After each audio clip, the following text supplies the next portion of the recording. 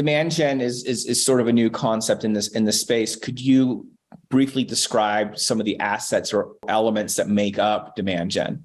Yeah, I think it's really more of a philosophical shift in marketing. It's that I'm not going to ask for a name and an email and this at every stage.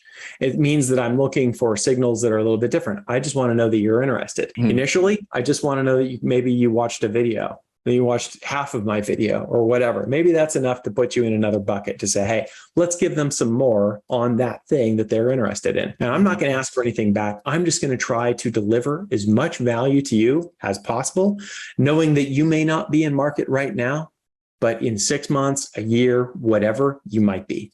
And because I'm not trying to squeeze you, you're more likely to continue to pay attention to me. And I'm not going to distance myself with you with grabbing you by the neck and say, do you want a demo? Do you want a demo? It's not going to happen. So I'm going to let you get there on your own. And then we're going to, when you're ready and when you've seen enough value and you've had offline conversations with your boss or your manager or your team below you or whatever it is, and they all kind of are on the same page and we understand that this is the problem and these guys solve it, maybe that's the time to get a demo.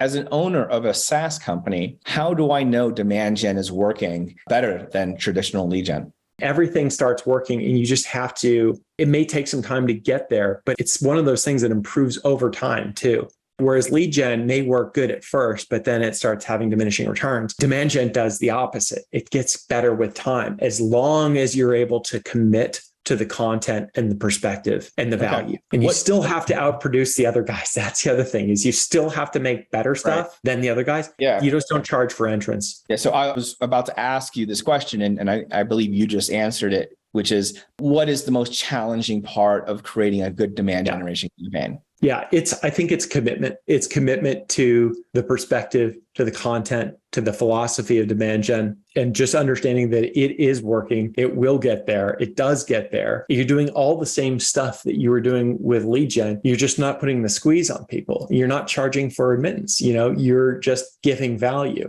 And that is infinitely more attractive to a consumer or a potential buyer who is into it, wants to discover for themselves that something is awesome. I don't necessarily want you to just jam this thing down my throat.